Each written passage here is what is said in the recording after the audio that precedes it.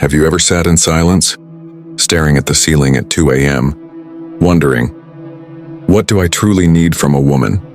What actually matters, and what doesn't? Most men ask the wrong questions. Does she look good? Does she like me back? Will she stay? But the Stoic Emperor Marcus Aurelius asked deeper questions. Does she bring peace or chaos to your mind? Does she add strength to your purpose, or distract you from it? If you've ever felt lost in love, if you've poured your heart into a woman only to feel emptier, this video could transform the way you see women forever. So before we dive in, take a second to subscribe to the channel, like the video, and watch it till the end. Because what you'll learn today isn't just dating advice, it's a map for your soul, drawn from the wisdom of one of history's greatest minds. Picture ancient Rome. The marble halls of power echo with whispers of betrayal, seduction, and ambition, and at the center stands Marcus Aurelius, a man who led armies, ruled an empire, yet fought the hardest battles within his own mind. Despite his status, Marcus wrote not for the world, but for himself. In Meditations, he asked, ask yourself at every moment, is this necessary? Imagine applying that question to your love life. Is this woman necessary to your peace? Does she truly add to your life, or only subtract? From that spirit, here are 5 things a woman must be able to give you, or she's worse than useless. Each point isn't about judging women harshly, but about protecting your heart, your time, and your destiny. Let's begin. For she must give you respect, not just attention. Do you remember the first time you fell in love? Close your eyes for a moment. Go back to that exact second. Maybe you were in a cafe and she looked at you with eyes that felt like home. Or maybe it was late at night, texting each other until dawn, laughing about nothing and everything. And in those moments it felt perfect, didn't it? You felt seen. You felt wanted. You felt alive. But here's the thing most of us realize. Too late, attention isn't the same as respect. Let me tell you a story. There was a guy, let's call him Daniel. Daniel met a woman who showered him with attention. Every morning his phone lit up with, "Good morning, handsome." Every night ended with sweet dreams. At first Daniel thought, this must be love. She can't stop thinking about me. But slowly cracks began to show. Whenever Daniel talked about his real dreams, starting his own business, traveling to places that scared him, she'd roll her eyes. She'd say, why risk what you already have? Isn't that childish? When he got promoted and worked late, she accused him of caring more about work than her. When he wanted to spend a weekend reading or training at the gym, she'd pout, complain, or pick fights until he gave in. The more she clung to him, the smaller he felt. Her attention was endless, but her respect was nowhere to be found. Now stop for a second, my friend. Think about your own love life. Have you ever been with someone who made you feel special, but deep down you knew they didn't truly respect your path? Did they support your biggest goals or secretly resent them? Did they stand beside your values or try to bend them? Marcus Aurelius, the Stoic Emperor, would say, waste no more time arguing about what a good man should be. Be one. But what he didn't say directly, yet lived through his actions, is this. A good man shouldn't beg for respect. He should only keep people close who freely offer it. Attention feels intoxicating. It's flattering when someone texts you first. It's exciting when she can't stop calling, when she wants to be around you every minute. But ask yourself, when you talk about your purpose, does she listen? When you fail, does she mock you or remind you of your worth? When you set boundaries, does she accept them or punish you with silence? A woman who respects you doesn't need you to be perfect. She doesn't need you to be rich or to look like a movie star. She sees the weight you carry as a man and honors it, even when it means stepping aside to let you focus. And Daniel? One day he realized he felt lonelier with her than he did when he was truly alone. Because her attention wasn't love, it was control. He let go, it broke his heart. But for the first time in years, he could breathe. So brother, before we move on, think of her, your her. Does she truly respect your journey? Or is she only addicted to your presence? Remember, attention makes you feel good for a night. Respect makes you a better man for a lifetime. 2, she must give you peace, not constant chaos. Have you ever loved someone so much it hurt, yet deep down you were always tense? Have you ever gone to bed with her name on your lips, but your chest felt tight, your heart raced, and your mind was never truly at ease? If you've ever felt this, you're not alone, and it's time we talk about it. Let me tell you a story about a man named Adam. Adam met Maya at a friend's party. She was electric, Her laughter turned heads, her eyes sparkled with mischief. Being around her felt like riding a roller coaster with no seatbelt. At first, that chaos felt exciting. She'd call him at midnight to say, "Come outside," and they'd go for spontaneous drives under city lights. She'd fight with him over small things, like why he didn't answer a text within 10 minutes, and then kiss him so fiercely it made him forget why they argued in the first place. To Adam, this wasn't toxic. This was passion. At least that's what he told himself. But slowly Adam began to notice something. His mornings started with anxiety, checking his phone. Is she mad today? Is she gone? Work became harder because he was replaying last night's fight in his head. His sleep grew lighter. His smile faded. Friends said, "Man, you don't seem like yourself anymore." And that's the thing about chaos. It doesn't arrive like a storm. It seeps in like a slow leak, until your soul is drowning. Marcus Aurelius wrote, "Nowhere can man find a quieter or more untroubled retreat than in his own soul." But here's what most men miss. The right woman should help you build that retreat, not burn it to the ground. A woman who truly loves you doesn't keep you guessing where you stand. She doesn't pick fights to feel wanted. She doesn't use silence or jealousy as weapons. Instead, she brings peace. The kind of calm that feels like coming home after a long day. She gives you the space to breathe, to think, to grow. Her love doesn't rush you. It steadies you. Now let's turn this back to you, brother. Think of her, you're her. When you close your eyes, do you feel warmth or worry? Do you feel secure or afraid to disappoint her? Chaos can feel addictive. It's dramatic, cinematic, and messy in ways that make your blood race. But the right woman will make your heart slow down, not speed up in fear. And Adam? One morning, he woke up and realized he'd stopped writing.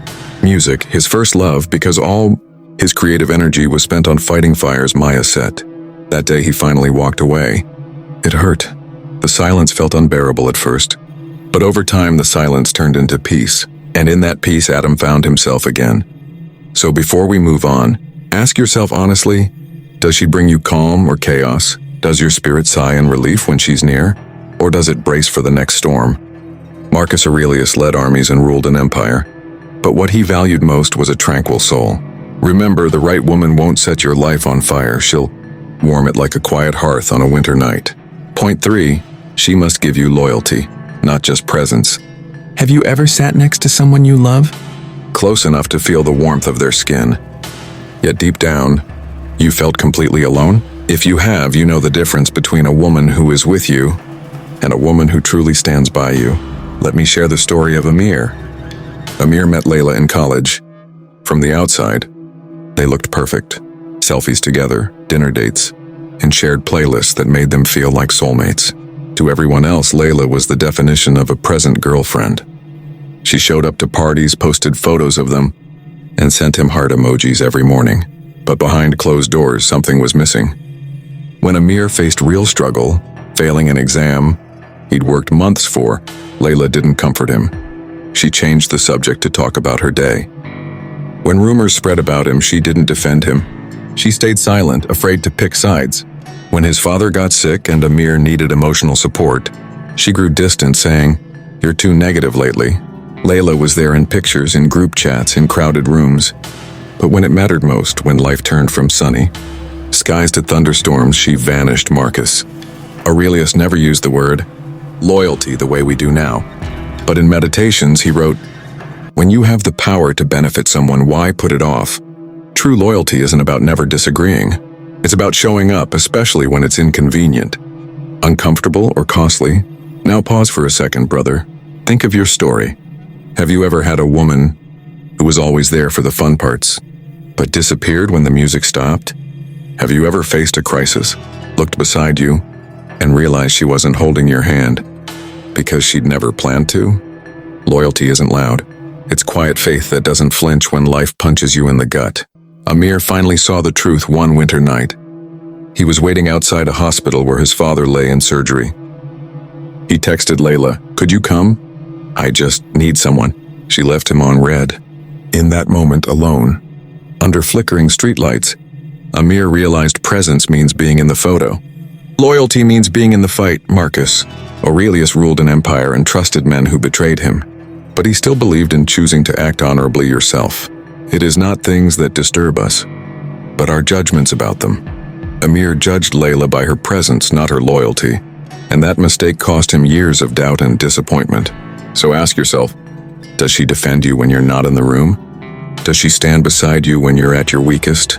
When you stumble, does she offer her hand or silently step away? Presence is easy. Loyalty is earned and freely given by those who truly love. First, she must give you growth, not stagnation. When you look at your life since you met her, are you a bigger, better man? Or have you quietly become smaller? It's a hard question, isn't it? Because love isn't supposed to just feel good.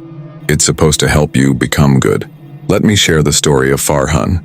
Farhan had big dreams. He wanted to open his own gym, teach kids self-discipline, and become the first in his family to build something from scratch. When he met Sarah, he thought he found someone to share that dream with. At first, she cheered him on. "You'd be amazing. Imagine the impact you'll have." But slowly the tone changed. When he trained late, she said, "Why do you always care more about weights than me?" When he saved money instead of spending it on weekend getaways, she called him stingy. When he talked about quitting his safe job to go all in, she said, "What if you fail?" That would be embarrassing. Farhan didn't see it at first. She wasn't telling him don't grow, she was telling him to stay safe. But safe is the enemy of growth, and Marcus Aurelius knew this better than anyone. The impediment to action advances action. What stands in the way becomes the way. In other words, a meaningful life is built by leaning into challenges, not hiding from them. Now stop and think, brother. When you tell her your deepest dreams, does she light up or look nervous? Does she challenge you in a way that lifts you? Or cut your confidence until you shrink to fit her comfort? Some women love the version of you that doesn't threaten their security. They love the man who stays predictable. They say, "Don't change, you're perfect." But perfection doesn't exist and growth never feels safe. Farhan stayed small for years. He worked his safe job, spent his weekends doing what she liked, and swallowed the frustration rising in his chest. But every night lying next to Sarah, he'd stare at the ceiling, haunted by the ghost of the man he could have been. One morning after a fight over nothing, Farhan remembered something Marcus wrote. Ask yourself at every moment, is this necessary? He looked at his life and asked, is this relationship necessary for who I'm meant to become? The answer broke his heart but set him free. Here's the truth most men avoid. The right woman doesn't clip your wings. She reminds you that you have them and dares you to fly. She doesn't fear your ambition. She respects it. She doesn't hold you back from risk. She stands by you through it. So before we move on, ask yourself, since you've been with her, are you braver or more fearful? Wiser or more distracted? Closer to your dreams or drifting further away? Love that keeps you small isn't love, it's quiet sabotage. 5. She must give you gratitude, not entitlement. Do you remember the first time you did something special for her? Maybe you saved up to buy her favorite perfume, or stayed awake until 3 a.m. helping her through a bad day, or drove across the city just to see her smile. And do you remember how good it felt when she looked at you? Eyes soft and whispered, thank you. It wasn't about the money. It wasn't even about the effort. It was about feeling seen, knowing your love mattered. Now imagine this. What if one day that thank you stopped coming? What if your kindness became her expectation, and your sacrifices became invisible? Let me tell you about Bilal. Bilal loved deeply. Birthdays, anniversaries, ordinary Tuesdays, he'd find ways to make them special. At first, his girlfriend, Hina, lit up with every gesture, surprise flowers. Late night tea when she felt sad. Notes slipped into her bag. But over time, something changed. The flowers became routine. The tea became, of course. The love notes were left unread. And worst of all, the words thank you vanished, like they had never been there. Marcus Aurelius wrote, when you have done a good deed and another has benefited, why do you still look for a third thing besides these, credit for the good deed or a return? Even he knew, a wise man gives without expecting praise. But here's the part. Men forget gratitude isn't praise, it's the heartbeat of love itself. When gratitude dies, love doesn't just weaken, it rots. Now stop and ask yourself, when was the last time she said thank you? Not for something grand, but for something small? Does she notice when you carry her bags? When you listen to her stories? When you show up tired but still make time for her? Or has your giving quietly become her standard? A grateful woman doesn't see your love as her right. She sees it as your choice. and she honors that choice. Her thank you isn't payment. It's recognition that your time, energy, and heart are gifts. Bilal, for a long time, kept giving, thinking maybe more would bring back her warmth. But the more he gave, the colder she became, until one day he remembered what Marcus wrote. If you do something good and expect reward, you have already sold yourself. And Bilal realized he wasn't angry she didn't buy him gifts or plan surprises. He was heartbroken that the woman he loved no longer saw him. So before we end this story, brother, ask yourself honestly, does she say thank you? Does her gratitude make you want to give more? Or does her silence make your love feel like a burden? Entitlement suffocates love. Gratitude breathes life into it. Love shouldn't feel like a tax you must pay. It should feel like a dance where each thank you, each smile, each small act keeps the music playing. So remember, if she can't give you gratitude not for the size of your gifts, but the truth of your heart, then her presence isn't love, it's silent theft. So what does all this mean? Marcus Aurelius didn't write about dating apps or modern relationships, but his philosophy cuts deeper than time itself.